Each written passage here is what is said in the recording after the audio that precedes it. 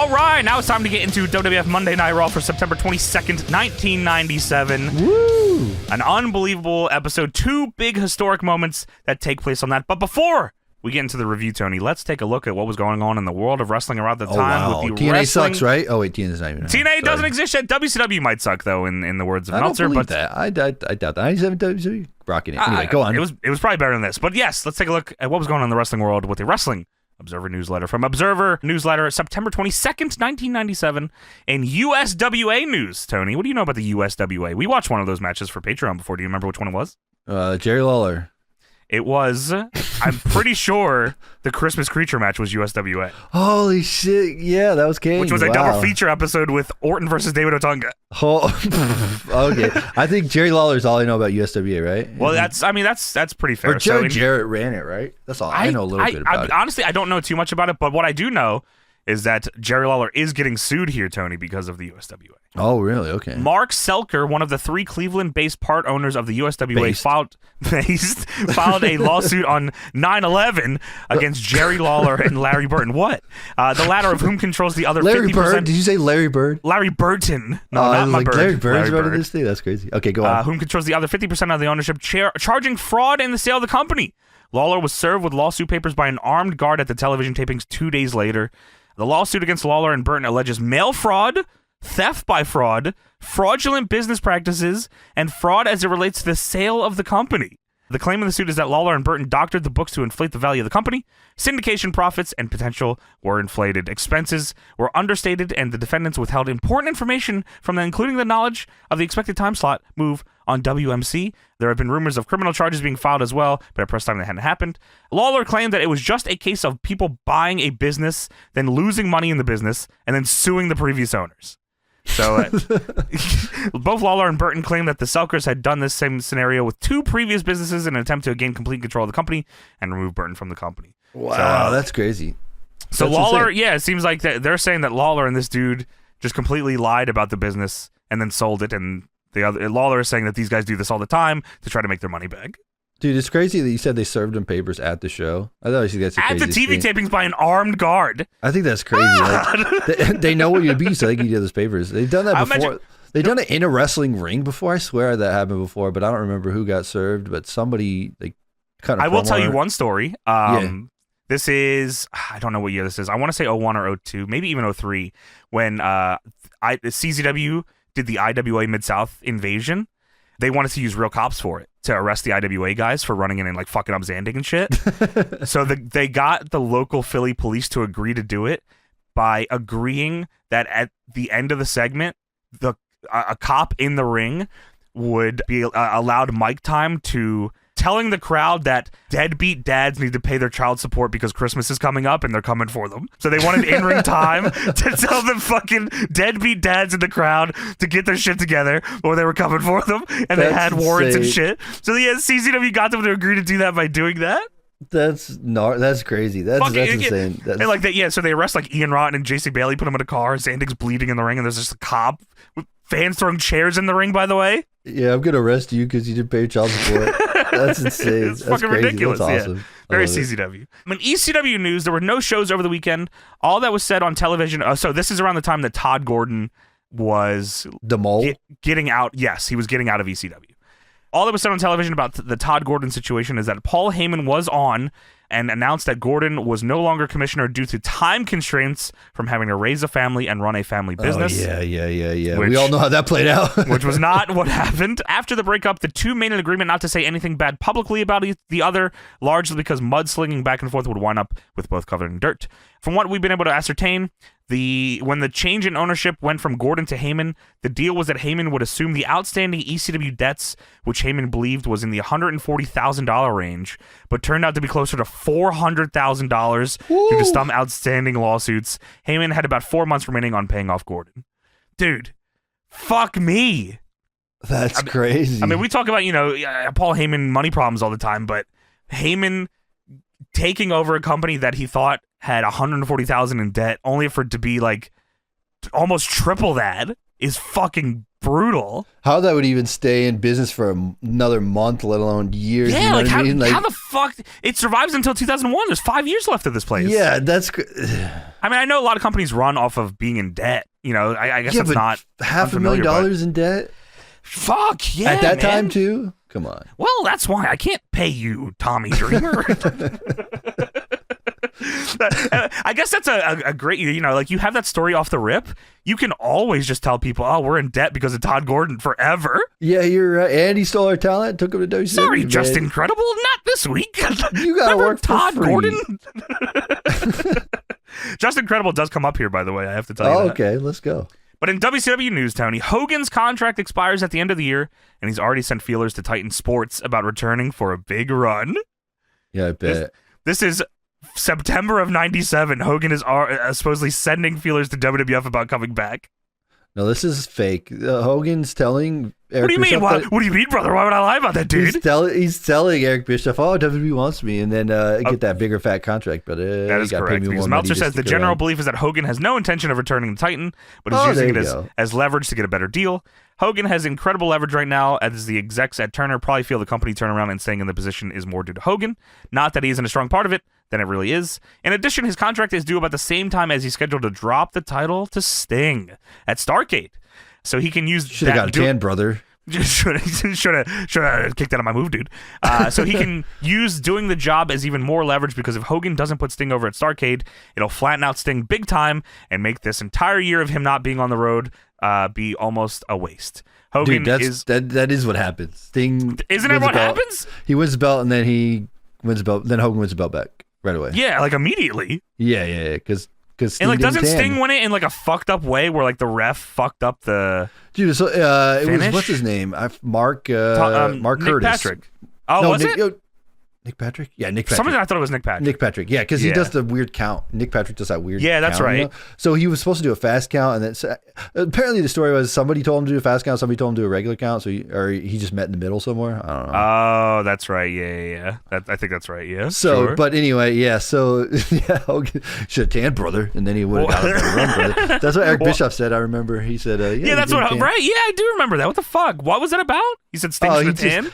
Yeah, well, you just did prepare for his world title. He didn't look good, dude. He didn't get in shape. I'm like, Sting is this dark character who hides in the shadows. He's got a tan. All right. He's a goth kid. Yeah. He's got a fucking tan. Yeah, whatever. In WWF news, probably the biggest news of the past week revolved around Shawn Michaels. Oh, yeah. Good guy overall. He's got saved a cat from burning building or something, right? Well, it was about his behavior on the Raw taping on 9/9 in Indiana. Good, very good stuff. I think he was a nice guy. The big news about it was he had good behavior. That's what you're saying. All right. What do you got? What's the dirt? Neither Vince McMahon nor Undertaker were at the taping, and Michaels did an interview where he came out in tight biker shorts with a sock or socks stuffed into his crotch, and for whatever reason proceeded to make some very lewd gyrations, like acting as if he was humping Jim Ross, swearing during his interview, and called out Undertaker, who was on a tape on the video wall. Everything was able to be edited off the show, and if you didn't know about the incident, you wouldn't even know the interview was heavily edited. Since Undertaker wasn't there, but he was on tape, when Michaels kept insulting him, calling him a big chicken shit, and begging him to come out, and called him more names when he didn't come out, it made Undertaker look like shit. Not to mention, it was being totally unprofessional. Whether Michaels was doing it in another attempt to get fired so he could go to WCW, or he had other ideas up his sleeve, it definitely brought out a lot more negativity toward him in a lot of circles. That's awesome. That's crazy, man. Shawn could get away with anything. He just said whatever the fuck he wanted. He legit got away. Dude, he got away with murder. He was fucking such an asshole. Like, okay, so you let Shawn go and he goes to WCW and makes a big thing there, or you just keep this asshole around and they kept this asshole around. And the ratings went up when he started doing crazy shit. So it's crazy to think that I don't know. I can't imagine he was ever really going to go, but that the speculation was he was trying to get fired to go to WCW is pretty funny. Yeah, that rumor he was going to just join the NWO right away, I think, or whatever. Of course he will, as his boys. Of course he's going to do that. Yeah, that would work out great with Shawn and Hogan. Shawn swapping places? Yo, that'd be crazy. That would be, dude. But we talked about it before that a WCW with Shawn and Hogan both in it would be the most politically fucked up thing in 1997 ever, dude. That'd be unreal. Politicking bullshit. Oh my god, I can't even fucking imagine, dude. The war that would have been. We were robbed. We were robbed.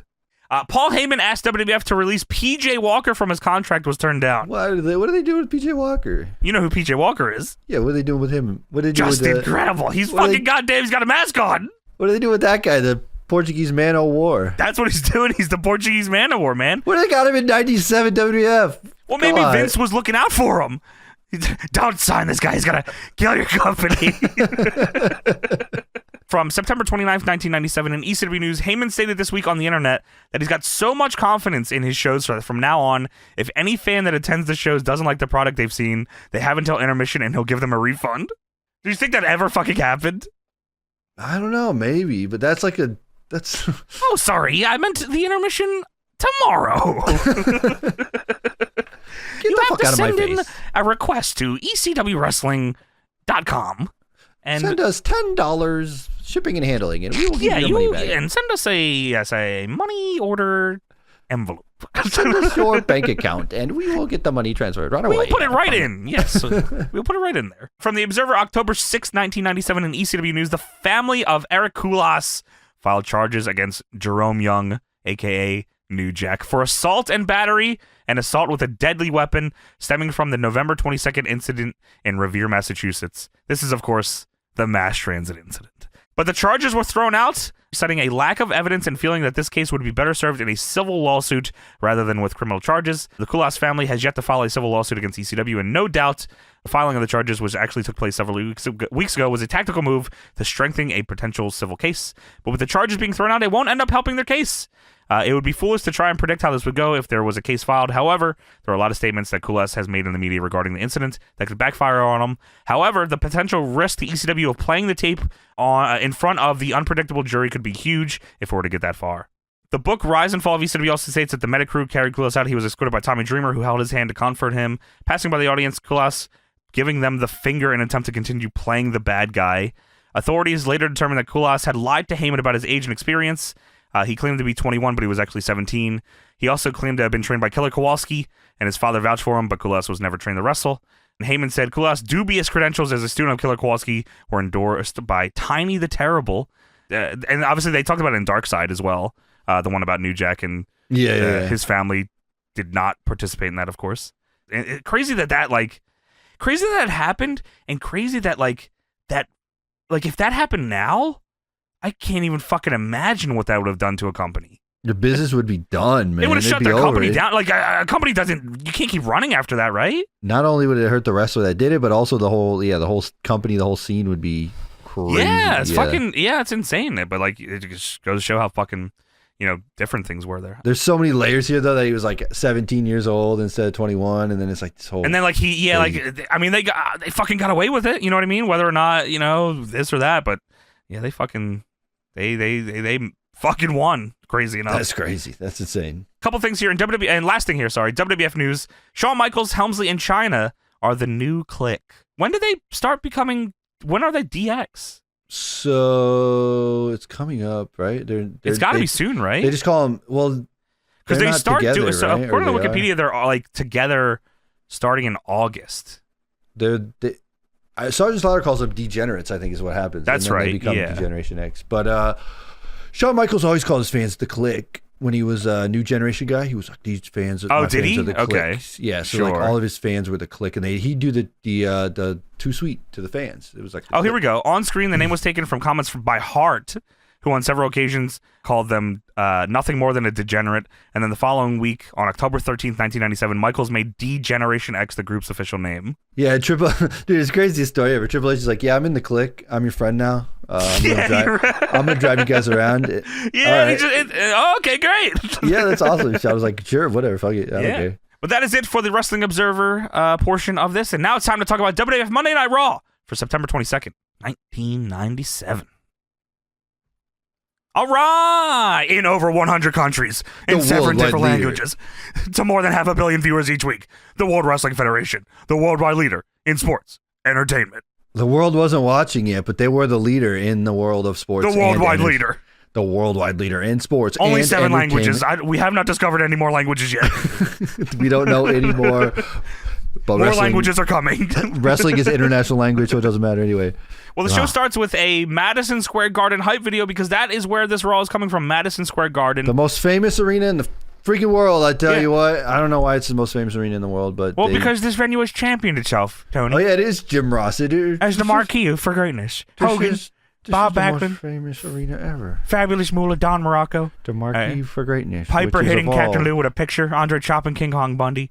And then, most crazy of them all, Tony, the biggest moment of Madison Square Garden is Bruno Sammartino with the hair. They had 17 consecutive sellout matches with Bruno and Gorilla. Bruno, what? Please, the Bruno Sammartino hair is fucking insane. Dude, it is insane. Where are you? Dude, can you imagine 17 consecutive sellout matches for Bruno and Gorilla? That is pretty fucking crazy. 17 in a row? Is that in a row? Is that means 17 in a row selling out for the same match? That is fucking crazy. Yeah. And Snuka jumped off the cage. Mick Foley was there. Just want to let you know if you didn't know. Changed Mick Foley's life and also probably changed Jimmy Superfly Snuka's life for many years to come after that. But we go to the warehouse intro. Too much cum and not enough guys. Why am I watching porn in your eye? Pew, pew, pew. Welcome, everyone, to the world's most famous arena, Madison Square Garden. You're looking at the most rabid fans in the world, the WWF fans. There's lots of pyro here, and it looks crazy because it's sold out. I think it's sold out. I don't know if it's sold out, but it looks sold out. It is sold out. It is sold out. It is crazy. Right. There's a lot of people here, and it looks awesome, and the set is crazy, and it's still the not the scratch logo yet. We didn't get there yet. No, we're still in the in-between new generation phase, but I think it's coming, right? Like it's close. The Nation of Domination come out here, first round Intercontinental Championship match. Tournament match, last first round match in the tournament. Because Stone Cold gave up the belt? Injured? Maybe, is that where Owen dropped him on his fucking shit? The Owen driver? Maybe. Yeah, maybe that's right, wow. Yeah, we'll say that is. So, tournament to crown a new Intercontinental Champion. It's Rocky Maivia representing the Nation of Domination. And all the members of the Nation are out here, like Farouk, D'Lo, Kama, Sergeant Slaughter, all out here following the Rock to the ring. Kama Mustafa is Godfather, just so you know. Kicking a man's ass, of course. Sergeant Slaughter is in tow following them because I was very confused. What the fuck? Sergeant Slaughter is in the Nation? I didn't know this, but no, he's Commissioner Slaughter, right? Yes, Commissioner Slaughter, that's correct, with his mustache. I'm actually fucking sick of seeing Sergeant Slaughter. Dude, I'm so tired. I feel like James when he reacts to Mae Young that I fucking gotta look at Sergeant Slaughter. I'm so tired of this guy. Get this guy off our screen. I'm sick of it. Sergeant Slaughter is yelling at the Nation to leave. He wants them to get the fuck out of here while the crowd chants Rocky sucks. By the way, also in this tournament, Farouk lost in the first round to Ken Shamrock, but Ken Shamrock has internal injuries, so Farouk is back in the tournament. That's a good one. You could say internal injuries, and you're like, oh, fuck, yeah, I believe it. Holy fuck. Yeah, that's why James isn't on the show. He has internal injuries. That's his organs coming out of his mouth or something. That's crazy. Yeah. So Farouk is back in the tournament. Brian Pillman beat Dude Love in the first round, and Owen Hart beat Goldust in the first round. So we'll see Brian Pillman and Owen Hart later tonight as well. But Rocky Maivia in this first round matchup is taking on Ahmed Johnson. Dude, I love Ahmed Johnson. Like, dude, he's so fucking crazy. There's nobody that looks like him. He is gigantic, a unique individual. Huge fucking ass, huge fucking cock, big ass legs, elbow pads on his elbows, elbow pads on his legs, elbow pads on his thighs. This dude is fucking unbelievable. He's got the nose strip to help him breathe. Dude, if you could build a wrestler, I would like. That's like putting all the, like when you get like action figures in different parts, and there's like arm pads. Build an Ahmed. Put them all together to be. I got 8 arm pads. What do I do with these?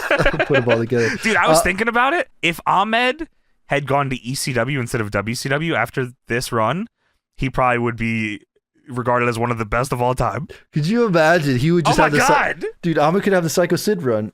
Yes, exactly. Dude, with the stretcher and the judge. Dude, that'd be crazy. Listen, I'm putting it out there, man. I'm gonna, because I'll be completely honest. I'm not as familiar with Ahmed Johnson as I am with like guys that I love, like Mike Awesome, that like I think in the same regard as like looking like this fucking dude and being crazy. Mike Awesome and Ahmed Johnson. Mike Awesome and Ahmed Johnson is a fucking dream match for me. That sadly will never happen. Dude, you need Ahmed Johnson and Spike Dudley. Little Spike Dudley. Yes! Oh my god! Pearl River plunge off the top rope through a table. to the floor? Yeah. Dude, Ahmed Johnson would have probably like had a legit Hall of Fame run if he went to ECW, because he would have been out of his mind. Let him cut promos like Scott Steiner, and it would have been fucking awesome. You're good. Dude, Oh, he's wrestling to me. So if you didn't know here, The Rock took Ahmed Johnson's place in the Nation after he kicked him out of the Nation. Yes, after he was hurt or he got hurt and kicked him out or something. I don't know. Well, that was the one thing about Ahmed is Ahmed got hurt a lot. He's injury prone. He likes to get hurt. Maybe put on more elbow pads. Yeah, dude. Ahmed. I'm pretty sure Ahmed was pretty injury prone. He's gone a year after this. He gets hurt in this match, and then he has to take time off because of it. He definitely. Okay, we'll talk about it. He definitely. I was convinced he gigged his hand. No, I think he just. I don't know. Go on. We'll talk about it. Okay, sure. We'll talk about it. Okay, so but yes. We get into the match here. Ahmed hits a big power slam, turns, looks at the camera, and says, defeat. I don't know what he said, but I fucking felt it in my soul. Defeat. Yeah. Rock hits a float over DDT, which is a move that he will use for the entire rest of his career. It's called the Rock DDT. That's what I always call it. I don't know how to explain it, but it's his Another thing I don't know if we talk about a lot is the camera guys in the blue jumpsuits. Oh, yes. Yeah, they had official WWF jumpsuits for I kind of like it. It was cool, but now I understand why they're all in It must black. have been fucking horrible to, like, be in, but, like, visually, I thought it was cool. Like, it looked, they look like fucking just workers. Yeah, it was cool, though. They had them at the warehouse when I went there to check out the WWE warehouse. They had the jumpsuits there, which I thought was pretty sweet. Just found one. I've never seen it. Grailed.com has a rare WWF television jumpsuit signed by seemingly the crew going for $2,500. There's no way. But I mean, you might be able to talk him down. The match is happening. Captain Lou Albano comes to the ring. Yeah, I'm Captain Lou and I'm talking to you. Why are you here in 97 WWF? He's taking notes. I don't know what he's taking notes for. I don't know what this leads to. I bet they were going to put him with Ahmed. It'd probably just be like a talker. I don't know. Maybe, or he was going to manage the Nation? You think maybe he was going to take The Rock under his wing, like out of the Nation? Based Captain Lou Albano managing Nation. That'd be fucking crazy. He puts the hat on. Also, during the Captain Lou thing, they said, Jerry Lawler had a good line. He said, you ought to do more of that, McMahon. Take notes of my commentary, and then you'll be good at commentary. Yeah. Maybe you should, sorry, there's an armored guard here standing behind me. Sorry. The amount of armored guards that have probably come up to Jerry Lawler in his entire life is probably outstanding. Dude, he's so used to it by now. Yeah, it's crazy. So Rock throws Ahmed Johnson into the stairs on the outside, and Ahmed is selling his hand. I said, okay, they're just going to work the hand here. No. Ahmed comes up, and his fucking hand is gushing blood. Dude, it was crazy. It was like a He gets shoot injured? Yeah, huge cut in the middle. I think it was off the steps because he gets... It definitely was off the steps, yeah. Yeah, so I think he cut it on like the side of the steps or something. It's crazy. What the fuck? And this is where Jerry Lawler talks about how Ahmed Johnson is injury prone. Yeah, he's always getting hurt. He's always hurt. He's injury prone. Don't fucking gets down. Fuck you. Fuck my dick. Dude, then they kind of like... Because his hands hurt, they kind of like lost it for a minute. The Rock did like this weird roll-up pin, and then... He does a roll-up pin and then starts fucking open hand slapping him in the face. Dude, at one point, The Rock starts just choking Ahmed Johnson for no reason. Yeah, I think he gets pissed and just starts fucking beating him up. He's slapping the shit out of him and choking him. Because Ahmed's hand is hurt, so The Rock's like, what the fuck? We gotta do this match. Let's just do this. Yeah. Well, then they take it home because Ahmed hits the goddamn purple blood. Dude, I used to like the Pro River Plunge, dude. I thought that move was crazy. Shouts out Ahmed Johnson. I'm genuinely going to go back and watch more Ahmed Johnson because I know he's got some fucking heaters that I'm missing. He's in the Hall of Fame, right? I don't know. I actually have no idea. I don't think so. Dude, this is insane. I just found an article 15 hours ago. Ahmed Johnson addresses possible Hall of Fame induction. For this year? Yeah. That'd be crazy. Let's go. He said, join the Hall of Fame would be okay, but when you got people like Donald Trump and comedians and all of them in the Hall of Fame, really, what kind of Hall of Fame is that? It should be just for wrestlers and wrestlers only. Dude, but he could go in as Big T, right? Him and Booker have heat. Like heat for real? Yeah, like Booker T fucking hates him. Oh, that's awesome. Dude, Big T and ECW, I gotta see that. Dude, I'm telling you, please. Someone do we're gonna do that. Deadlock Gaming, Ahmed Johnson, ECW Universe mode. Whoa. Now you're promising too much. Oh, sorry. I take it back. I lied. That's not happening. Or maybe not, brother. Who knows? I lied. It probably is happening. All right. Well, we go to ringside. It's Vince, Jerry Lawler, and JR at commentary. They go over the matches tonight. Brian Pillman taking on Owen Hart in the first round of the IC title. They're going in the chains, brother. The IC Tournament Warfare. That's why he said ICW. Oh, yes, they call it IC Tournament Warfare. So of course, Brian Pillman. Sidekick is Gothface Marlena, a.k.a. Terry Runnels, because Brian Pillman won the rights to her. To date her or whatever. Dating is putting it nicely. Yes. Doesn't seem like that's what it is. False Count Anywhere He's tonight. courting her to the ring, yes. Forcing her to the ring and changed her whole look, and unbelievable. I also, if I'm not mistaken, this might be Brian Pillman's last Raw. False Count Anywhere, Dude Love taking on Hunter Hearst Helmsley tonight. Bret Hart squares up with Gold Dust, and European champion Shawn Michaels is scheduled to join us, but not Newly before crowned. Stone Cold's music hits. Crowd fucking pops. Shitty little glass break there. But it was enough for this fucking crowd. And dude, they got shitty little glass break. The audio sounds like shit. Like not the Stone Cold I remember, but you gotta admit, Stone Cold is the coolest fucking guy in the world. Yeah, you're right. He is completely different than everybody. He's the coolest dude ever, and they protect him crazy. It is fucking tremendous. Triple H hasn't found it. Rock's still trying to figure it out. Sean's fucking being Sean. Taker is a bitch on the show, big time. Yeah, crazy. Brett's not very good either. So bad promo, bad match. Yeah. So Austin's the coolest guy ever. Austin's showing up looking like Dean Ambrose here in the crowd. Thought it was Dean Ambrose, very Dean Ambrose-esque. Well, the camera's panning around trying to find Austin, and Austin says, "Hey, get the camera up here, jackass!" And Austin's in the crowd. The crowd's swarming him. He's up in the fucking nosebleeds.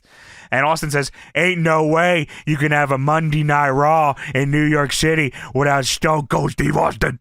Tonight, someone's going to get their ass whipped, and that's the bottom line, because Stone Cold said so." And his music hits again, and he fucking leaves, and he's the coolest fucking dude ever. He is. He can't be there because Owen Hart has a TRO, a temporary restraining order, against old Stone Cold Steve Austin. And Austin can't come within 100 feet of Owen Hart because of this. All right. So, you know how that goes, obviously. I'm sure that Austin will be there because he always doesn't listen to the cops. And we'll see. Why do you say that? Come on, Austin respects authority. Oh, okay.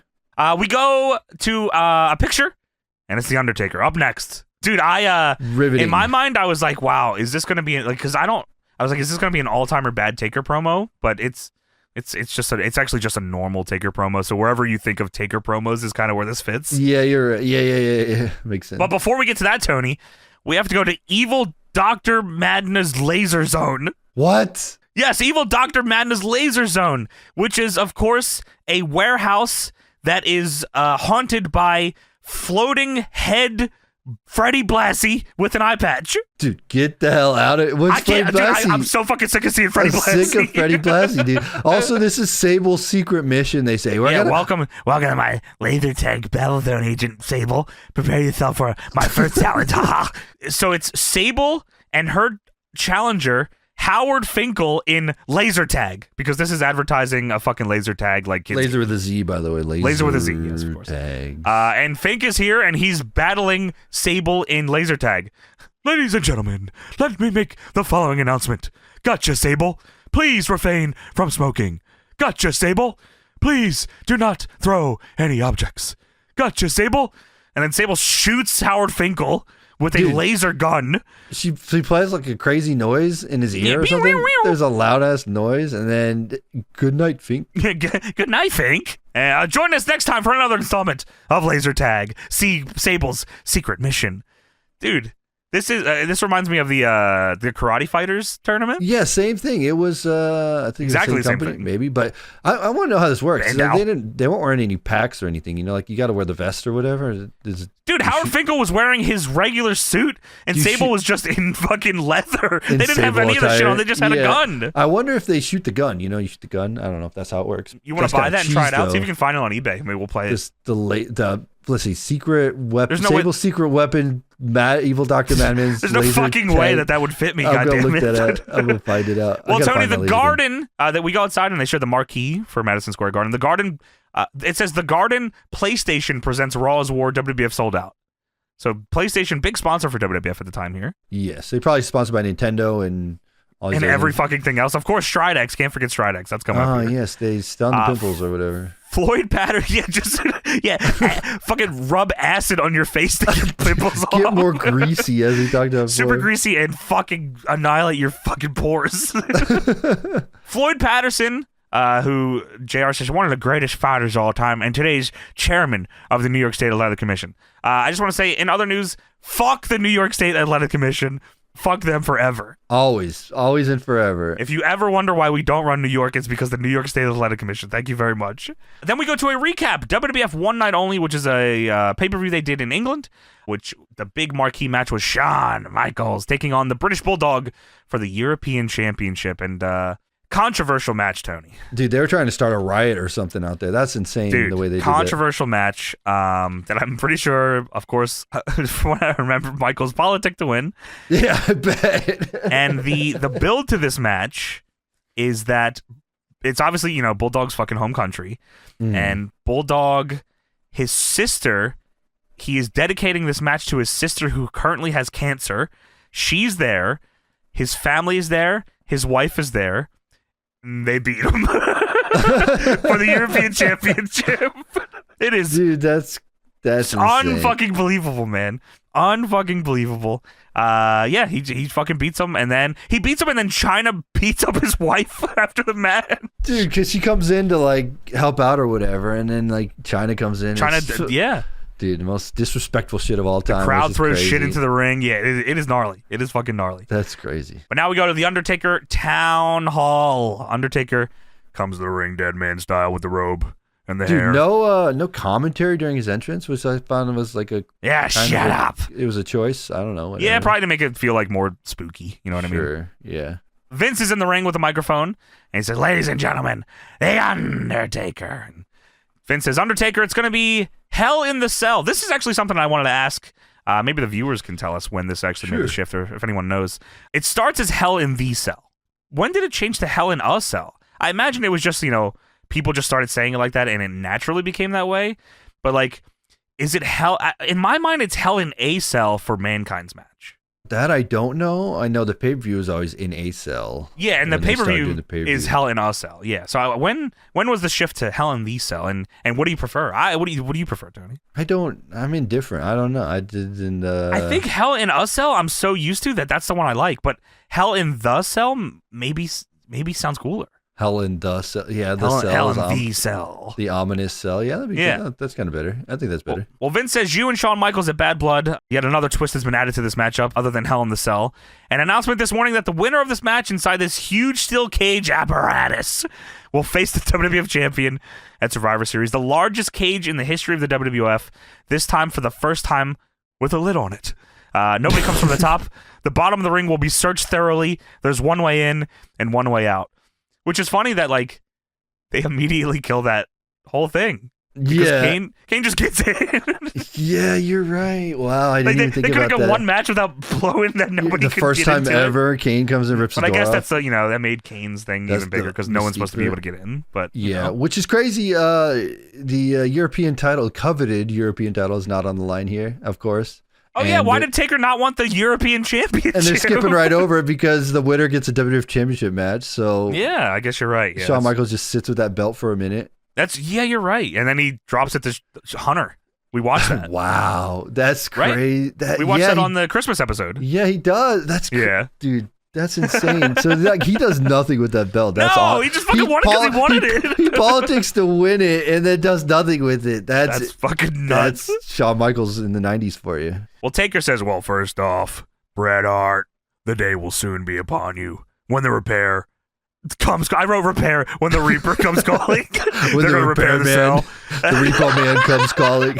They're changing my gimmick. I'm the repair man. I'm going to repair your soul. I'm going to WCW, and I'm the repair man. Well, before you have your Judgment Day, Shawn Michaels has his date with Destiny. At Hell in the Cell, there's only one way out, and that's over my dead body.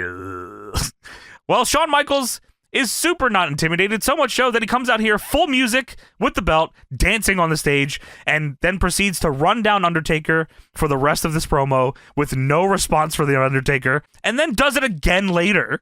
Dude, this is so fun. This is out of pocket. This is fucking. I'm so fucking crazy here. Yeah, the WWF's trying to give me the shaft here. They're putting me in a cell with Taker, and I don't lay down for anybody, bro. Dude, that's his whole promo. Yeah, he says, Shawn legit says, is it my imagination or is WWF trying to give the Heartbreak Kid the shaft? You stick me in as a ref at SummerSlam, and I do my job and everyone's pissed. Then you try to stick me in a match with The Undertaker in the hopes that he fucking buries me alive. Why don't you just give him a title match?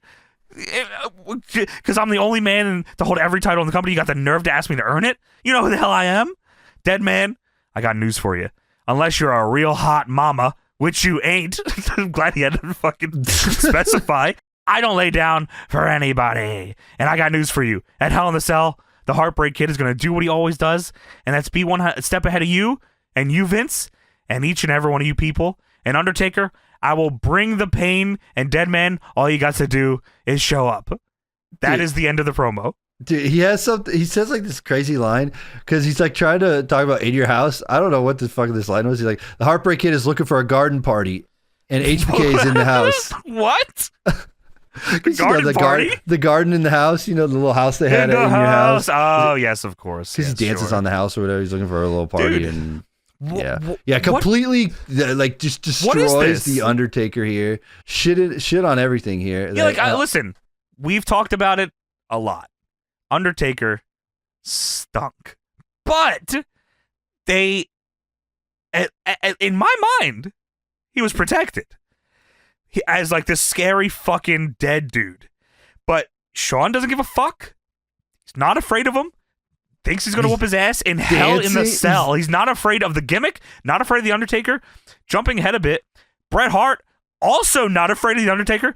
Doesn't give a fuck about the Undertaker. What is going on? Dude, yeah, it makes me think that like Undertaker had more to say because like once Shawn stops talking, they fade to black immediately. There had to be more of an exchange here because they got a shitty promo to cut. They didn't play music. They didn't say anything. It just fades to black. Yeah, so you're right. It made me think that either Shawn was more out of pocket. The Undertaker said some stupid shit. He fucking was doing crotch chops, big cock style the other week and burying Taker. Dude, he does a big ball crotch chop to the crowd and later he does a lot later on, yeah, in the show, which is insane. But yeah, so Undertaker, I'm gonna fucking kill you and you're gonna die and I'm gonna take you to hell and your rotting corpse is gonna burn in eternal damnation. Yeah, well, fuck all that. I'm not afraid of you and I'm gonna dance, I'm gonna party, and I'm gonna win the WWF title. So fuck you. Get cooked, L. Fucking idiot. Yeah, dude, unbelievable. Okay, no problem, Shawn. Yeah, what the fuck? Dude, oh my god. I'm the repairman. What a big pain in the ass Shawn Michaels must have been to work with. It must have been miserable. It must have been fucking miserable working with him. Yeah. Wow. I know you want me. Tony, I know you're fucking fired up for this one. Not anymore. Well, yeah, that's fair. You were then, though. Back in the day, it was all right. She had a lot of downloads. So WWF would do this awful lot. They just put her on guest ring announcer for no reason, just to get her on screen. That's all. I mean, that's all. Well, she was fucking over. Yeah, she was. She came out every time, and she got a big pop. And she's a special guest ring announcer here for the Legion of Doom, taking on the Nation of Domination of Farouk and Kama Mustafa. Last week, Farouk hit Shamrock with a spine buster and killed him, and it injured him internally. And Shamrock was bleeding from his mouth, so that is why Shamrock is no longer in the Intercontinental title tournament, and Farouk is back in. This match is 4 guys that did not want to sell for each other at all. They did not want to sell one bit. Dude. You put Farouk and Legion of Doom, you're going to have a bad problem. And Kama's not fucking playing either, man. I mean, he's probably the nicest of the bunch in terms of selling-wise. But yeah, this is just, they hit a move and immediately get back up. It was fucking awesome. Yeah, it was crazy. It's like 4 guys just beating the shit out of each other. Yeah, Farouk would hit a shoulder attack off the second, and Hawk would immediately get up and punch him in the head. Hawk countered a back body drop with a neck breaker, leading to Animal and Kama getting back in to fight each other. LOD run a train on Farouk in the corner and set him up for the Doomsday, which leads to D'Lo Brown running in and attacking Animal. Rocky Maivia comes out to they both jump the LOD. A lot of gang warfare here, as Tony was talking about earlier. But thankfully, Ahmed Johnson with a big taped up fucking hand, wrist tape wrapped around crazy. Tape. Like they just put so much white tape on his hand. It looks cartoonish. It's like not even real. It's so big. It's insane. And not only that, Tony, Ahmed Johnson comes out and is punching everyone with the taped hand. With the hand. Use the other hand. No wonder why you're hurt, dude. That's so funny, bro. But Ahmed takes out everybody, beats them up with the LOD. Tons of ref come out to break it up. Crowd boos that they split it up. Dude, but this felt like it went on forever. This rundown, beatdown, and they just keep ringing the bell over and over. And it's like, what the hell is happening here? You got super weird. Legion of Doom, dude. But they say Vince says Road Warrior Legion of Doom, which I thought was crazy because they never called him the Road Warrior. Oh. Yeah, I think he slipped up a little bit, but yeah, well, fuck, I fucked it up. I can't call them the Road Warriors. I hate the Road Warriors. What do you like more? Have we talked about this? I always just think LOD, just from WWF, you know. LOD 2000. You know what? It's so weird. I think in my mind, I know them as LOD, Animal, and Hawk. Or no, I guess I know them as LOD, but it's Road Warrior, Hawk, and Animal. Oh, yeah. I think so. It's Road Warrior Hawk and Road Warrior Animal in the LOD. I know him as Animal and Heidenreich, LOD. And Christy Hemme and Sonny. and Dross. Dude, right. Heidenreich in the fucking Road Warriors what an unbelievable career that guy had. He came in, poetry guy, and then he's Chocolate Boy. He's Chocolate Boy for Hey Arnold. And then he's fired. He's fired. Unbelievable run. Listen, that's the run of some guy's dream of. If my run was I get to fucking have an invisible friend and I read poetry and I fuck Michael Cole and then I eat chocolate. Michael Cole in the ass and eat chocolate and then hang out with Road Warrior Animal. That sounds fucking awesome. That's crazy run, dude. We do another Madison Square Garden recap of when Jimmy Snuka dove off the cage onto magnificent Morocco and probably changed the trajectory of both of their lives forever. Mick Foley's life for sure. That's true. Owen Hart versus Brian Pillman in a semifinal Intercontinental Championship tournament matchup. Owen Hart comes out here, and this guy is fucking so awesome. Dude, I was just right. I wrote this down as this has been an all-timer look and entrance because he's got the double Slammy Awards. He's got the New York's finest cops getting him out here with the restraining order. The cops are with him, yes. And then he's got the leather jacket with the Hart Foundation. Dude, just double Slammies. Great look. Yeah. Great look for this guy. Yeah, it's awesome. Owen Hart is very cool, man. I was young, like around the time the Owen stuff happened, so like I didn't really get to appreciate Owen. I think that happened with a lot of the guys. Yeah, I think so too. Yeah, that I didn't really get to appreciate him as much when he was like on. But like looking at him here, it's like, damn, like I could have seen him getting the belt for a couple months. Yeah, especially around like after this the time. screw job. Yeah, and this time too, when they were just like with all the gang warfare stuff, like you could definitely strap him up here and I mean, even post screw job, like him beating Shawn for the belt. Give him a couple months. Yeah, dude, he would have been super babyface beating Shawn. It would have been fun. It would have been fun, and the crowd would have loved it, and it'd been cool. But like then I mean, I like Jeff Jarrett and him as a tag team, and Blue Blazer was fun. But like, come on, it was definitely. Dude, they could have done major, like literally major business if they would have done with him and Shawn. Yeah, that would have been crazy. But Shawn would have had to do business, and I don't know who knows if that would have happened. Yeah, I bet not. But Owen looks, like you said, Owen looks so cool here. Brian Pillman comes out. His theme song is absurd. Dude, I love this from WWE 13. I remember putting that. We were just talking about WWE 13 because the fucking Attitude Era showcase. Yeah. I remember putting that song on like everybody. I put that song and like Chainsaw Charlie entrance on a Created Guy, and it was crazy because it was Chainsaw. Yeah. It was weird because I feel like every Pillman entrance in those games, no matter what era it was, he would always do the thing where he would run outside the ring and hold up 4 fingers to the crowd. 4. Yeah, you're right. Pillman comes out in a sling and he's dragging Goth Marlena to the ring. It's day 16 of Marlena under Pillman's siege. Because this is the angle where, as we said earlier, Brian Pillman won the rights to Marlena, which is Goldust's wife. Oh, yes. Great storyline. I always love the winning a woman storyline. It's so classy. And it worked out tremendous for everyone involved. I mean, it worked out great for the relationship and Pillman's push, and everything went great here. It was tremendous business. The outfit Marlena is wearing is fucking insane. It is fucking unbelievable. Crazy. Man. Yeah. Crazy God bless her for putting up with this shit. Vince says, rumor has it that Marlena and Goldust, to celebrate this nightmare being over soon, are going to renew their vows. And Jerry Lawler's not happy about this. Yeah, and then they say something about like, what'd you say? He says, why don't you have your kid, Brian Christopher, go date her? Oh, did he say that? He said something like that. And Jerry Lawler's like, huh? He's like, what are you talking about? Yeah, he said something about like, what about your son, Brian? He could date her or something. I got another, I got served, Dan. I gotta go. Pillman gets on the mic and says it is a dark day for our great sport because as fate would have it, our wrestling world would be robbed forever of what would have been a truly classic battle between two of the greatest athletes to ever grace the face of God's green earth. He's not lying. Pillman says late last night, while Goldust was reading Dakota, which is Goldust and Marlena's kid. The Three Little Pigs. I had his old lady Marlena squealing like a pig. And wait, when I had her bent over for the last glorious position. Dude, that's the most insane line of all time. I can't believe you got away with saying that. I can't, dude, yes. I slipped and fell in the bathtub and broke my arm. So Pillman, kayfabe here, broke his arm trying to fuck Marlena from behind and broke his arm in the bathtub. So now he is forced to forfeit this match, but he knows that Owen, his comrade of the Hart Foundation, will take the forfeit into the title match with poise and dignity and grace and respect that only the Hart Foundation commands. Well, Sergeant fucking Slaughter, Commissioner Slaughter, is back out here, and he's like, Pillman, I can't do a good Slaughter, sorry. He says, mad yet. He says, this is the first time I've heard of this. If you got a broken arm, where's your x-rays? And Pillman says, brother, they're in the car. I left him at the hotel. Like, yeah, he carries around his x-rays from his broken arm. He says, where's your doctor's report? He says, at the hotel. It's back at the hotel. And then Slaughter says, think fast. And he throws the microphone, and Pillman, of course, catches it with his broken arm. Oh, damn. And Slaughter says, just what I thought. This match is going to go on a schedule, or both of you will never wrestle in the WWF again. The crowd fucking pops huge. The ref rings the bell. Slaughter leaves. Owen and Pillman are flipping out. Pillman looks at Slaughter and says, I'm hurt. And Owen says, I win. So the match starts, and Pillman and Owen are just fucking around with each other. They're of course. Light lockups, backing each other in the corner for clean breaks, gentle snapmares from the two, just kind of going back and forth, fucking around. And Vince on commentary says, I guess it's better time than ever to take a break. So they use that to go to commercial. Yeah, that's good.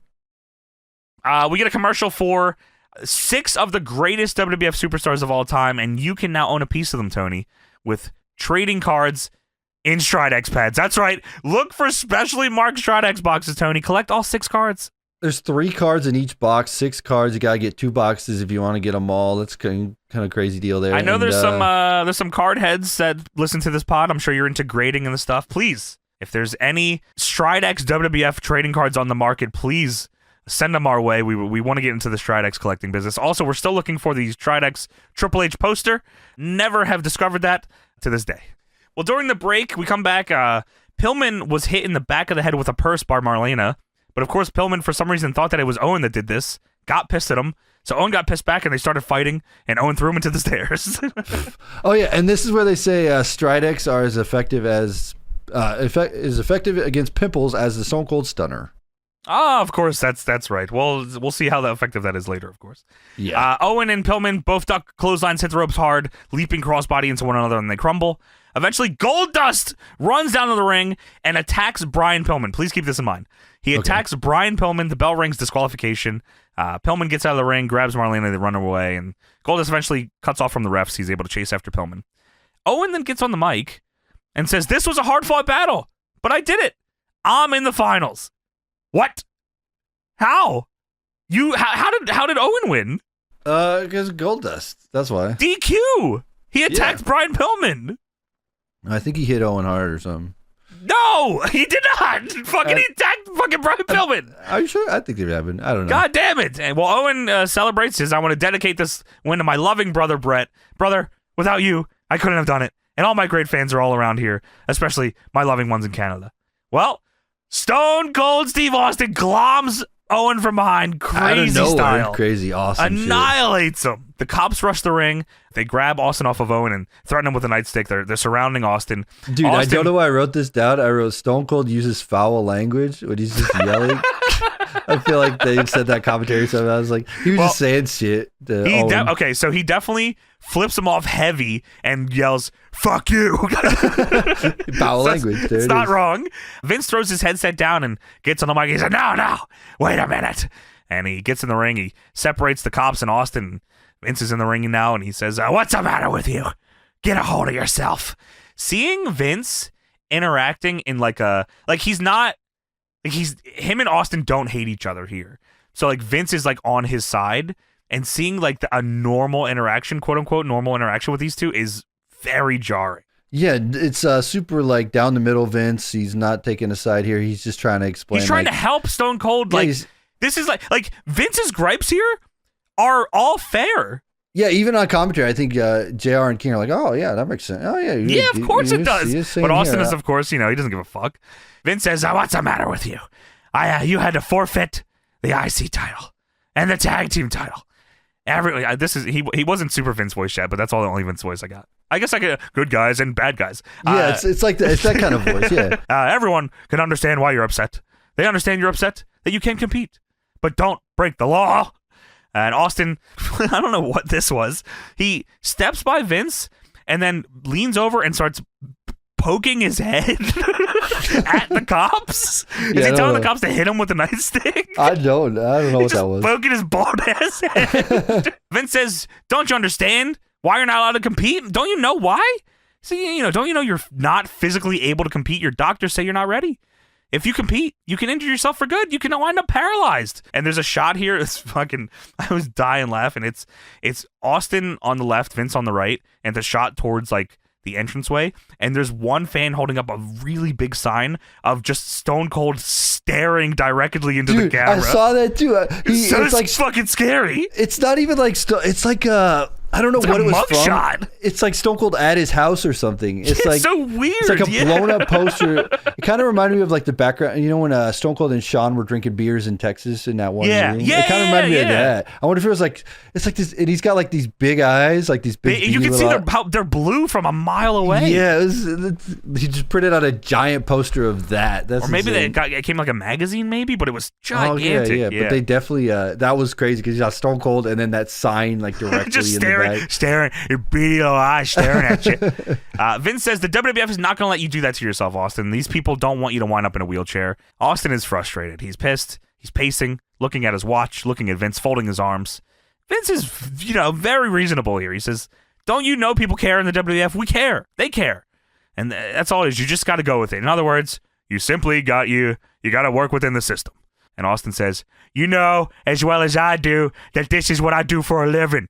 This is all I do, and nobody can tell me I ain't the best in the damn world. Don't even say nothing. I don't know what Vince was saying. Don't even say nothing. Sit here and tell me to work within the system. You ain't the one sitting on your ass at the house that I am, but if that's what it takes to make you or the WWF happy, hell, I feel like Cool Hand Luke. I'll work within your stupid little system.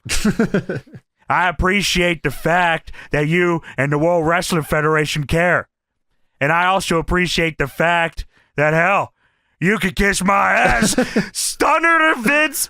By God. Vince folds over him crazy. Seizure cell. Austin's flipping him off gnarly. Getting in his face, wagging his head. The crowd's losing their mind. The cops jump on Austin and arrest him.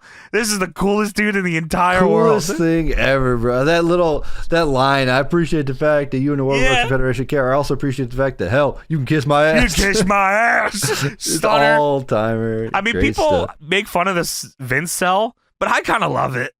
Yeah, it's a shitty little, like, he's not a worker. He looked like he got hurt for real. Yeah, at this point, he's not a worker, so it's fine. He's just somebody who wants. And him seizure selling, Austin flipping him off, the crowd going crazy, dude, cops commentary, they're like, him. put him in jail right now. He's got to be arrested. Arrest him. Yeah, well, I guess Stone Cold's arrested. He's going to be gone. He's out of the company. He's going to jail. Dude, the cops are arresting Austin, and Austin has the biggest shit-eating look on his face going, come on, arrest me. It's so insane looking.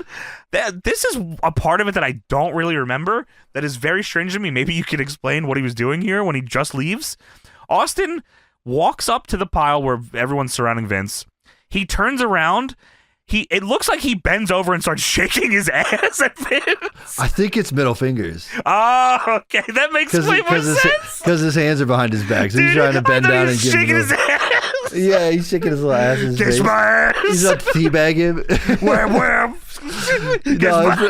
Middle fingers, I think. Yeah, he's doing the shit a little bit fingers behind his back, which is funny as shit. That makes way more sense. Okay, so yeah. If you didn't know, this is the first ever stunner. I'm gonna fucking shit on your face. What'd you say? This is first ever stunner to Vince McMahon ever. First time he ever took a stunner. JR's taken one. Lawler's taken one. This is the first time that Slaughter? Is Slaughter taking one? Slaughter probably has taken one, I'm sure, yeah. Lawler says, oh, they ought to put him under the jail, which is a great line. The cops take Austin out of the ring, take him up the ramp. Austin has just the shittiest smile on his face. I mean, this is the guy. This is the guy. Hell, you can kiss my ass. Dude, this is like the coolest dude ever. I mean, like, even here, I don't know what, like, I don't, like, obviously I wasn't, like, online at the time, like, or what, but, like, how do you not think this is, like, gonna be the greatest dude of all time? He was the coolest guy ever. He's so drink sweet. beer, beat up your boss, and it doesn't get any better than that. God, what an incredible segment, incredible crowd to do that in front of. It explained everything that Stone Cold is right there. Yeah, that was awesome. That was crazy. Yeah, it was sweet. Well, Tony, in over 100 countries, in 7 different languages, it's all for all pussy bitches to go to bed, because it's time for the fucking war zone, baby. It's the raw zone, baby. We're on the raw zone. Get the fuck. Okay, war zone. Take your bitch ass to bed if you're not up for the fucking war zone, motherfucker. Yeah. Pew, pew, ton of pyro again, by the way, to start this off. We're an hour or two of Raw, and one thing I noticed, Tony, here in the crowd, a lot of people in business casual outfits.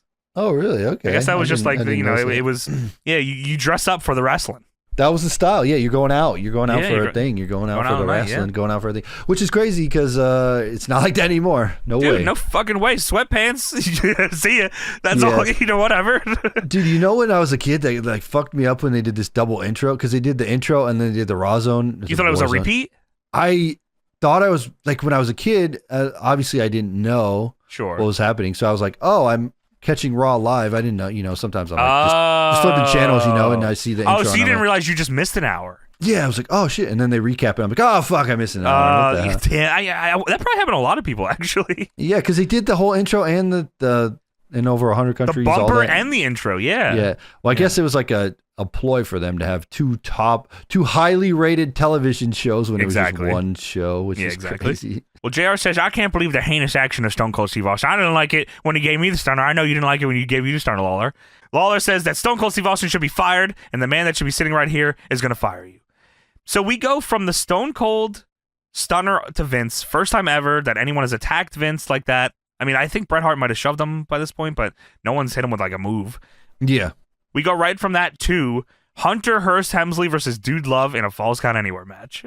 Oh, yeah. One of the all-timers. One of the all-time great matches I of all can't time. believe this is back-to-back. Yeah, they were... These are like... this should be the main. Yeah, well, this is top of the hour of the new show, so you got to get that going. To hook 'em, of course. To be honest, like, closing out... if doing it as like 2 different shows is kind of crazy, because if you close out with the Stone Cold Stun and Vince, it's kind of cool, and then it's a whole nother show where you get and then it opens up with this. Yeah, this is awesome. Well, Hunter Hearst Helmsley versus Dude Love, Falls Count Anywhere here. Hunter Hearst Helmsley, if you don't know, is Triple H, just so you know. Oh, and he is the king of the ring. Makes sense now. I wonder what those 3 H's meant. Yes. So they go. JR says that there's a special guest at ringside. Lawler is standing next to a woman at ringside, and he has a microphone, and he says, "Oh, of course, China." And then it just goes blank. The mic stops working. And then Jerry's like, I don't think your mic's working. Hey, Jerry, here, I got another microphone here. Jerry, we're having some micro problems, Kang. Kang, your mic's not working. Try this one, Kang. And Lawler says, "Is this working?" Anyway, the queen of late night TV is with us up all night, Rhonda Shear. And she says, "I was going to come here and say I could drop kick you and body slam you, but I'd rather keep you all night at Friday night on USA." Yeah. Good show. USA Up All Night. If you Do you know this show? Do you know who this is? I remember Rhonda Shear in USA Up All Night. She was like the host. What, really? Yeah, because she used to say USA Up All Night. Started out with like Gilbert Godfrey in like I think it was like the 80s or whatever, like early 90s, and then but then Shear comes in at one point. I think Shear Shuffle? Go on.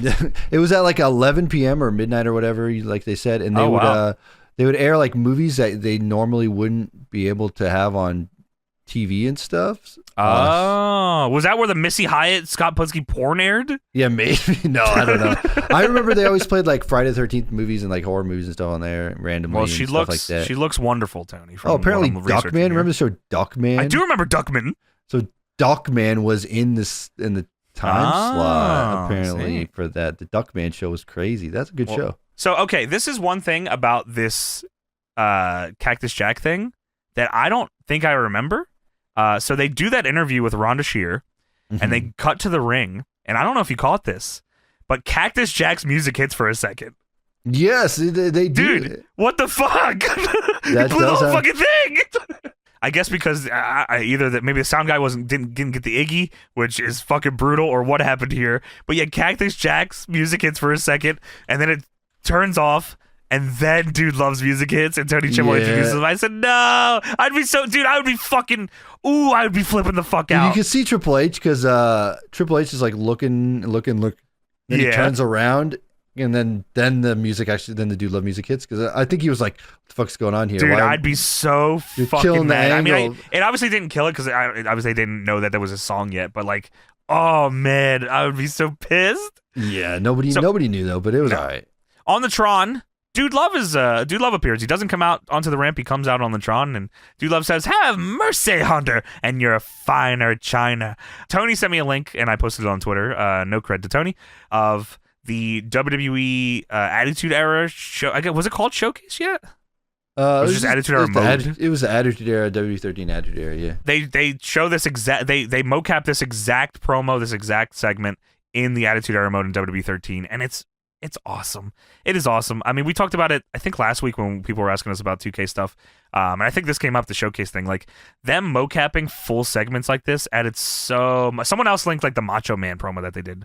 It adds so much to the modes, man. Like, I get it. Like, it's easier. I'm sure it's such a less cost to pay somebody to, mocap this compared to just showing footage. But man, the life that it gives that mode, like, is so night and day when you do it that way. Yeah, but the issue with that also, like, I understand it, but like, they have license to the footage, but they don't have license to using all the wrestlers, so like you get you get Mike Dyson instead of Mike Tyson. And yeah, but like, they can just don't fucking use it then. You know what I mean? Like, okay, some stuff I understand, like, but like, God, like, watching that video that you sent me, I was like, this is the coolest thing ever. Like, it makes me want to go back and play that mode. Yeah, it was. Dude, you should go back and play that. Do a stream on that or something. Yeah, I haven't played that. I might have to. I haven't played that in so long. It's been years. It might be worth going back to. Because I was watching Chris play. Chris has been doing some Road to WrestleMania stuff. Mm-hmm. Shouts out Chris Danger. I was like, wow, I didn't appreciate this mode as much when I was a kid than I do now.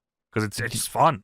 Yeah, the Attitude Era mode was fun. There's a lot. I think There's I just so much. I remember racing through that because I'm like, I already watched all this or whatever. When I was but if you played it now, it'd probably be fucking awesome. It'd be awesome. If you do that, let me know. I'll join you. Okay, I will. Yeah, absolutely. That sounds awesome. Dude Love says, "I know what you're thinking, dude." I know what you're thinking. I know you're thinking, dude. Let me tell you something, dude. I know what you're thinking, dude. What are you doing back here? When you out there kicking some heavy duty booty all over the garden? Well, Hunter, my man, I think it's time we had a little rap. Because falls count anywhere? That's not exactly my bag, baby. The pinfalls in the hot dog stand, the pinfalls in the street, the chairs, the tables. It's not exactly a love thing. But I know somebody, daddy, whose bag it is indeed. He's my man. He's my main man. You might even say he's a kind man. A cookie type of cat. Let's bring him out now.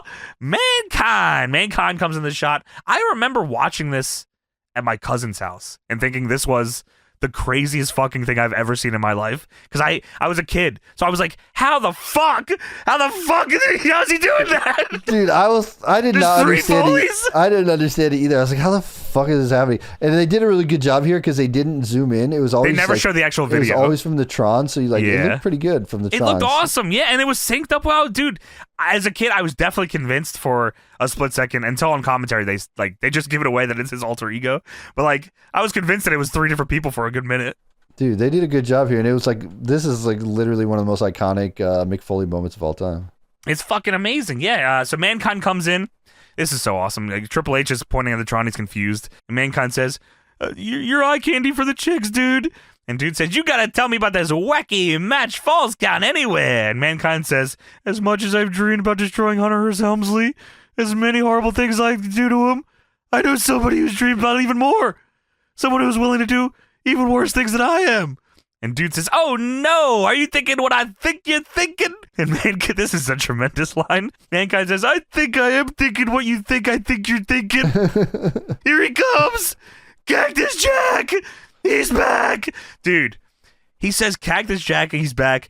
Dude Love and Mankind are both selling it. There's, oh my God! The crowd fucking pops huge. Triple H is losing his mind in the ring, like about to attack the referee because he's fucking flipping out that Cactus Jack is here. Everyone in Madison Square Garden is loving this shit. Cactus Jack shows up on the screen, and Dude Love says, "I thought he was dead." Mankind says, "He's alive. He's alive." And just what an unbelievably cool angle. Great spot to do it to in New York, where the ECW crowd is heavy too. There's a big They ECW were super chants. into it, yeah. Yeah, so good. And like first time seeing Cactus Jack here in a Falls Count Anywhere match, so good. Good. It's fucking, yeah. Cactus says, "Helmsley, it may be the darkest day of your life because it's Madison Square Garden and Mrs. Foley's baby boy is finally home." Bang, bang. His music hits. I even watching it again, like back here, I got chills. I got genuine goosebumps from it, man. Yeah. I was like, this is wrestling to me. Yeah, this was so cool. Cactus Jack coming out here. He comes out with the trash can too, which is like iconic. I think he carries it from the back on the. He throws Tron, one out right? and then he comes out with one. He comes out like it's on the Tron, I think, right? And then he walks with it. Yeah, which is kind of a cool little thing. I thought that was sweet. It's awesome. He comes out. Hunter meets him on the ramp. He brains him in the head with the trash can. The bell rings. Big ECW chant, like a big one. It was so that was loud. awesome. That was so cool. Cactus Jack is fucking him up. He hits him with a neck breaker on the exposed floor for 2. He's hitting all the classics here. He does the cactus clothesline over the top. He chases Hunter around the ring. Then China cuts him off with a clothesline and dumps him over the guardrail. They fight to the backstage. Hunter scoop slams Cactus on the fucking floor in the back. And it sounded concrete floor, by the way. dude, in the back. it sounded so loud. It was brutal. Cactus throws Hunter into the guardrail, and the guardrail's strapped together, so the entire thing fucking just falls over. All of they're all connected, so all of them from Topples one whole over. side of the barricades fall over. Awesome. Okay, so it leans, and then Cactus jumps on him and bites its head, and then it goes all crashing down. It's awesome. Yeah. Cactus jumps from the second rope to the floor, misses Hunter, and goes through a trash can, which was fucking gnarly. And Hunter picks up the squish trash can and hits Cactus in the head with it. We come back from commercial. Hunter is beating Cactus with a gigantic mop.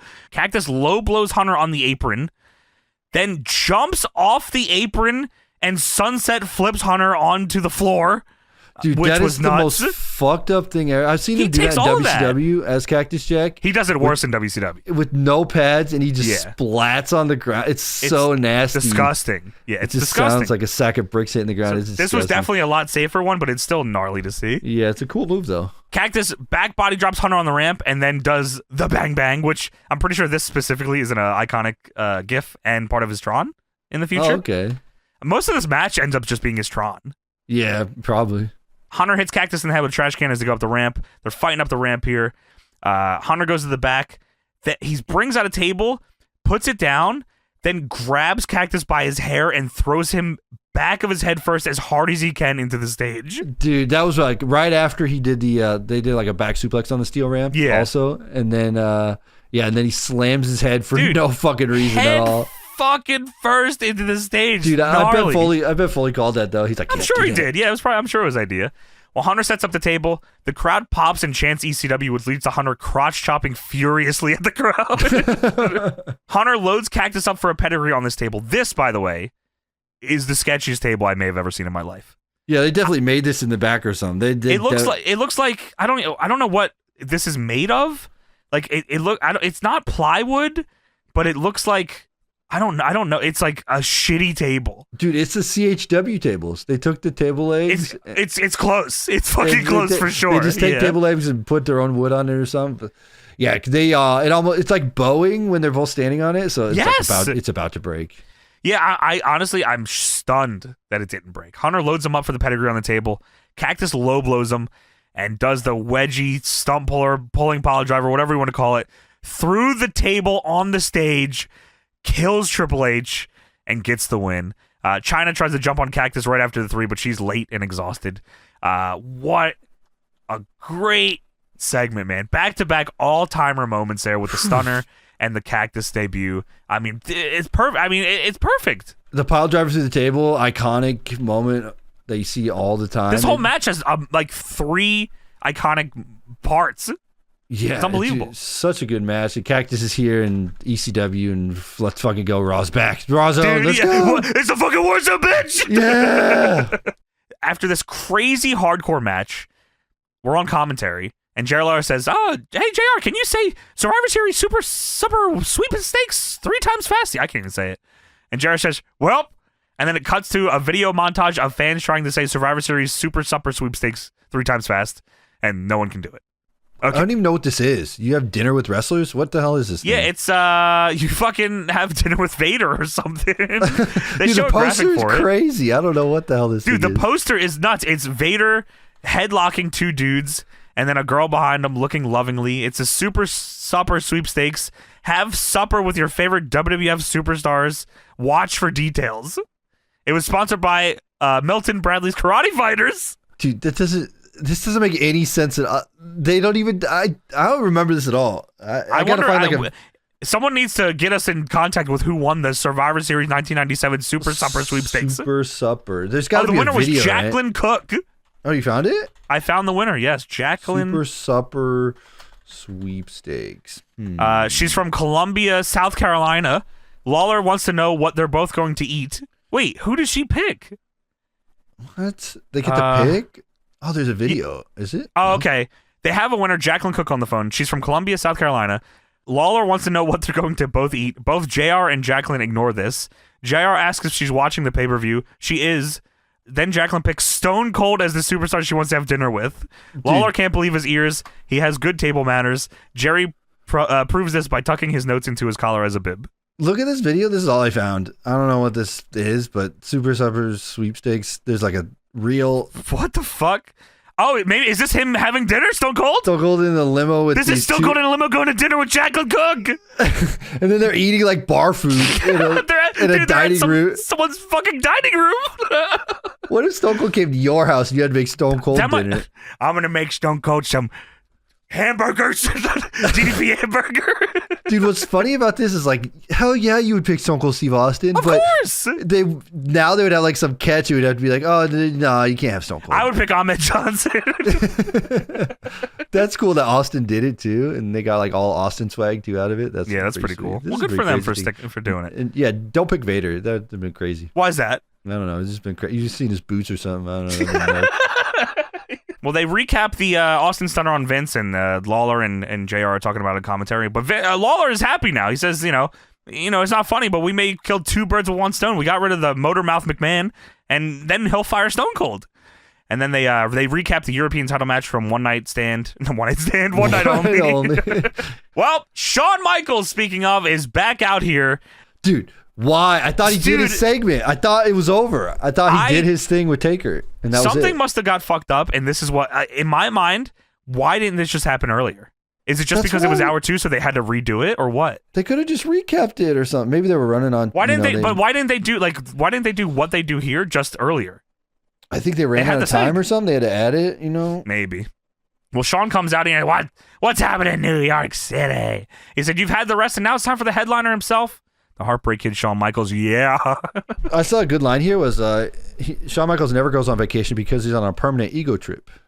That's a good line. I like it. That was good. Shawn strips off his shirt and sets up a chair in the ring. He has a chair with him, by the way. And Shawn says, "Have I got a story for you?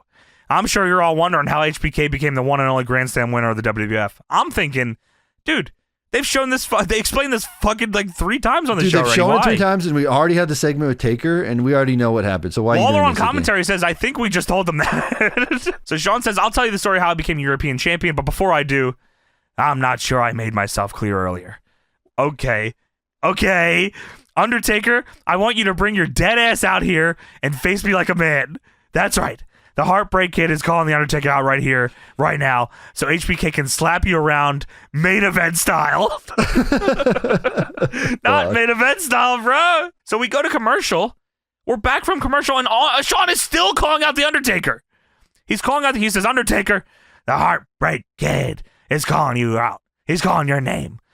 I'm only thinking because dude, it's just 500 IQ here, right? So they did the fade to black thing. What if they did the run in then and they fucked it up, so they had to redo it later in the night? Oh, maybe.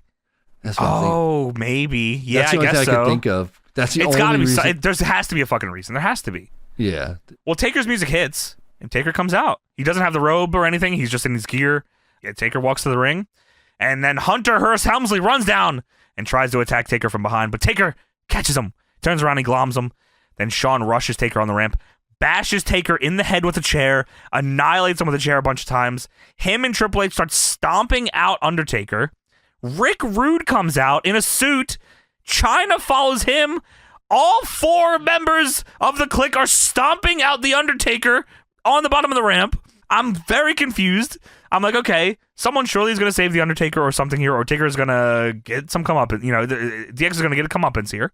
No, they whoop his ass. They whoop his ass the whole time. Yeah, they steal. Sean, I don't know if he says Sean steals a chair from a fan and then says, "Suck it, suck it, suck it, suck it, suck it, suck it, suck it, suck it, suck it." So I think maybe the fan stole the chair that he had originally, and he was looking for it. He was pissed, so Sean reaches into the crowd, grabs a chair. He's arguing with 2 women in the front row, and he's screaming, "Suck it, suck it, suck it, suck it, suck it!" Crotch chopping at them. So loud you can hear it on the camera and everything too. Suck it, suck it, suck it, suck it. Then Hunter gets in their faces and like shoves them. I'm like, what is happening? Then they turn around. Rick Rude bashes Taker with a chair, and they keep stomping him out. John starts stomping out. Everyone's stomping out, and then Taker just gets up.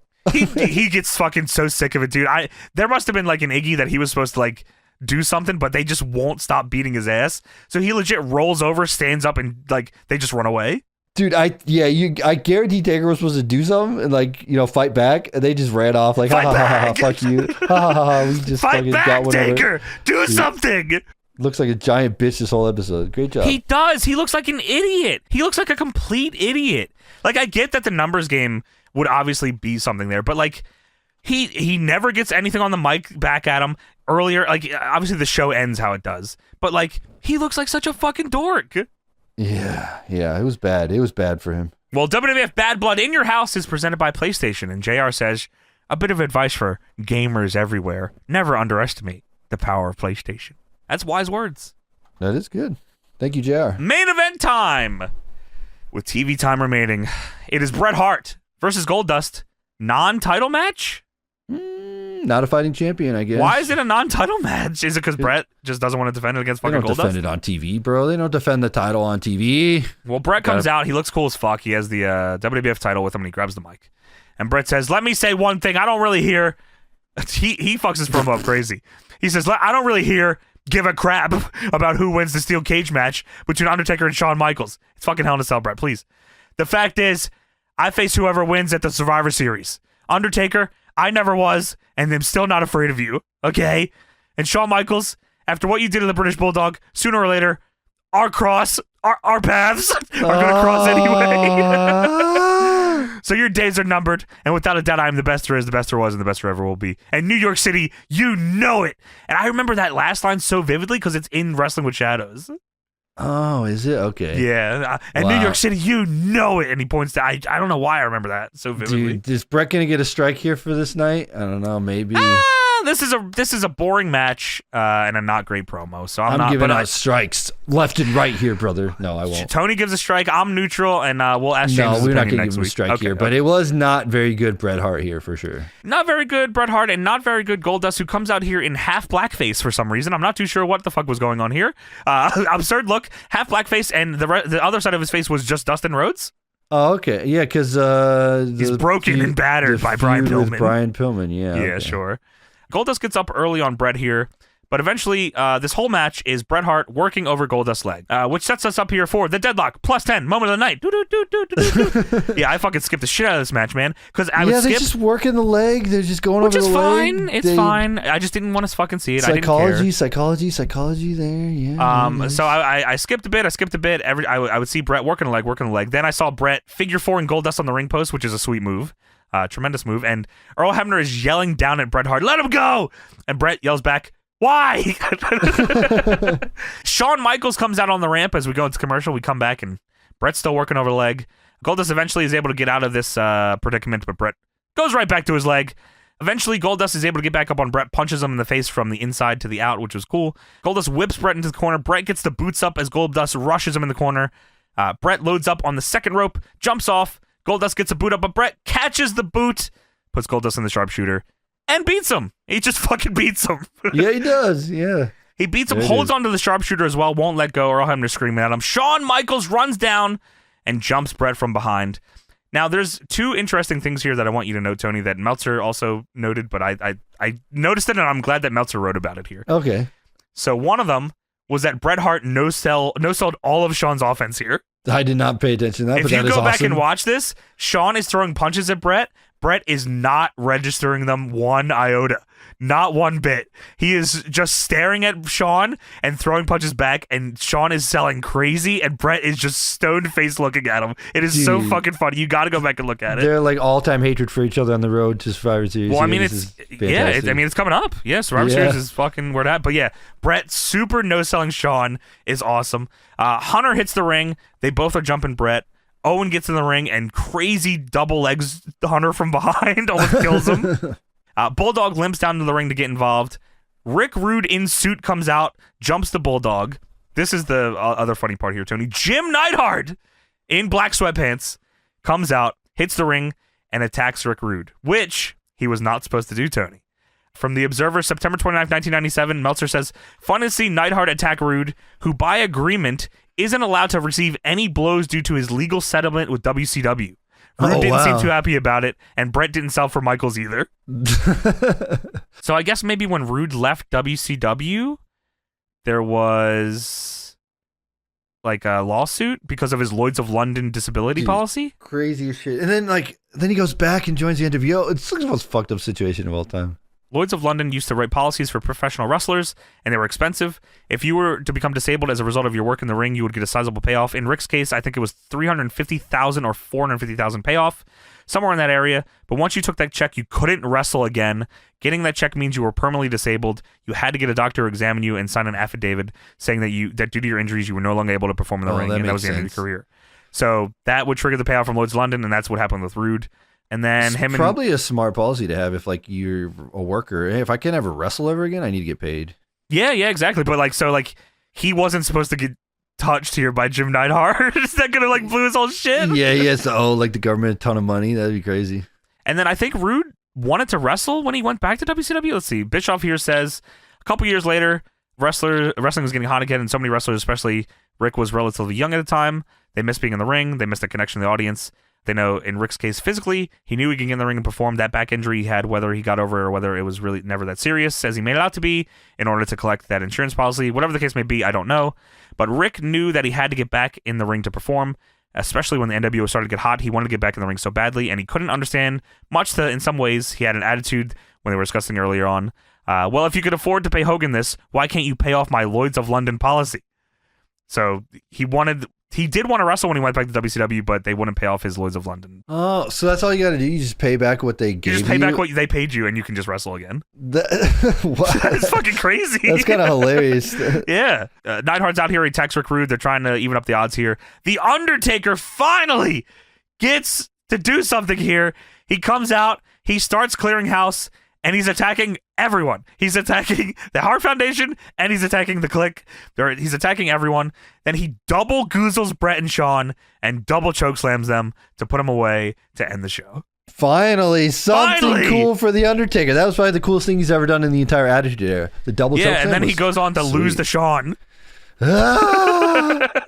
But it's a cool match. Shawn's got the all-time politicker moments of ever in history. Dude, of all he time. had he gets the crazy European on title, Vince. then politics, the Bad Blood cage match, then fucking wins the Survivor Series, politics, and keeps the title, yeah, or he wins the title, yeah. then politics. But I think they wanted to go to Shawn with H. it. I mean, I think to be fair, I think they probably wanted to go to Shawn with the title anyway, and Bret's the one that didn't want to. So it was, yeah, but political reasons, Sure, what of I'm course. saying. And then they do the Triple H wins the European title political bullshit. It's the whole thing. It's is awesome. Insane. It's insane. It makes me laugh, but He's got the craziest It's got to be career. miserable to deal with. Yeah. Yeah, pain in the ass, especially when he's not selling for you or he's like doing stupid shit, and you're like, Dude, or rub his he's- cock in your fucking face or weekly. you're not even there, and he's talking shit on you. Hey, pussy, come out to the ring. I'm you not even fuck here. Sonny. You fuck Sonny, bitch. Holy shit! Yeah, dude, insane. Yeah, biggest asshole ever. Good worker, big asshole. But what a fun episode, dude. This was a fun episode of Raw. Yeah, there was like 5 all-timer moments of Yeah, in man, history. tremendous time. I mean, obviously, you can see why things are heating up here.